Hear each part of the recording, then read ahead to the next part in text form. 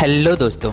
एक पिता और उसका बेटा बाहर अपने कार में घूमने को निकलते हैं। रास्ते में उनका टायर पंचर हो जाता है। पिता टायर चेंज कर रहा होता है तो उसका 3 साल का शरारती बेटा एक छोटा सा पत्थर उठाता है और कार में स्क्रैच करने लगता है। और उसके पिता जिसे गुस्से को हैंडल करना नहीं सीखा था, वो अपने बेटे को देखते ही बहुत गुस्सा हो गया और स्पैनर से बच्चे के हाथ में मारने लगता। वो गुस्से में इतना मारा कि उसको हॉस्पिटल ले जाना पड़ा। डॉक्टर ने बच्चे के हाथ को देख के कहा कि मेरे पास सिर्फ एक ही रास्ता है, मुझे बच्चे के 3 फिंगर निकालने पड़ेंगे।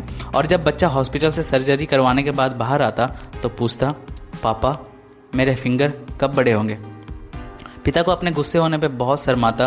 वो बाहर कार के पास चला जाता और ज़ोर से कार को किक करता और वहीं वो देखता कि कार में आई लव यू पापा लिखा होता है। वो देखते ही पिता बहुत सैड होता और बेहोश हो जाता है। बहुत इमोशनल स्टोरी थी, है ना। गुस्सा जो हमारे नेचुरल इमोशन में से एक है, जिसका नेगेटिव और पॉजिटिव इफेक्ट दोनों है। पॉजिटिव गुस्सा हमारे सामने गलत हो रही चीज़ों के लिए आवाज़ उठाने में मदद करता है और नेगेटिव तो हमारे रिश्ते को तबाही कर देता है। नेशनल मेडिकल एसोसिएशन ये बताता है कि जो लोग गुस्से को नेगेटिव लेते हैं वो दूसरे के कंपैरिजन से 9% ज़्यादा चांसेस होते हैं हार्ट अटैक बीमारी आने का।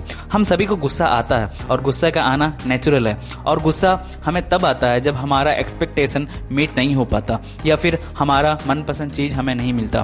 प्यार और गुस्सा ये दोनों इमोशन की कोई लिमिट नहीं होती। अगर ये हद से बढ़ जाए तो बहुत खतरनाक बन जाता है। सिचुएशन और गुस्से का रिलेशन ऐसा है, चाहे कुछ भी हो, गुस्सा अगर आपके कंट्रोल में नहीं है तो पहले आप के लिए फिर दूसरों के लिए खतरनाक बन सकता है। आप ये भी याद रखो, वैसे तो चीज़ें बनाई गई थी इस्तेमाल के लिए और इंसान मोहब्बत के लिए, लेकिन आज के दौर में पूरा उल्टा हो रहा है। चीज़ों से मोहब्बत की जा रही है और इंसानों से नफरत। आप खुद सोचो, आप कितने बार अपने फैमिली या फिर अपने लव्ड वन को गुस्से में कुछ बोल दिया और फिर बाद में फील करते यार मुझे ऐसा नहीं बोलना चाहिए था, यार मुझसे भूल हो गई, और फिर रिग्रेट करते रहना। होता है ना। हाँ, हम सभी के साथ ऐसा होता है। इसका मतलब ये है कि हम सबको गुस्से को कंट्रोल करना आना चाहिए। मुझे लगता है कि गुस्सा कंट्रोल करना दुनिया में से सबसे मुश्किल चीज़ों में से एक है, जिसके वजह से सोशल मीडिया, न्यूज़ चैनल में आप देखे होंगे लोग बस लड़ते हुए नजर आते हैं। जिस तरह माचिस किसी दूसरी चीज़ को जलाने से पहले खुद को जलाती है, इसी तरह गुस्सा पहले आपको नुकसान पहुंचाती है फिर दूसरे को। इसका सोल्यूशन क्या है? ऑथर कहते हैं मैं 2 स्टेप्स अपनाता था जब मुझे गुस्सा आया करता था। Steps number 1, control your mouth. गुस्सा में हमारी सोचने की एबिलिटी कम हो जाती है और उसी वक्त हम अपने ज़बान से ऐसे ऐसे बातें बोल देते हैं जो हमें नहीं बोलना चाहिए था, और फिर वो होता जो हमने कभी सोचा नहीं था। देन वो हमसे बहुत दूर चले जाते हैं और फिर हम बस रिग्रेट करते होते। ज़बान की ये ताकत है कि जितना ये आपकी ज़िंदगी को तबाह कर सकता है उतना बम ब्लास्ट भी नहीं कर सकता। गुस्से के वक्त जो इंसान अपने ज़बान पर काबू पा लिया उसका आधा काम बन गया। हाँ, ये थोड़ा मुश्किल हो सकता है लेकिन बहुत फ़ायदेमंद है। रिसर्च ये बताती है कि 100 में से 75 लोग इसी ज़बान की वजह से अलग हो जाते हैं, उनका रिश्ता टूट जाता।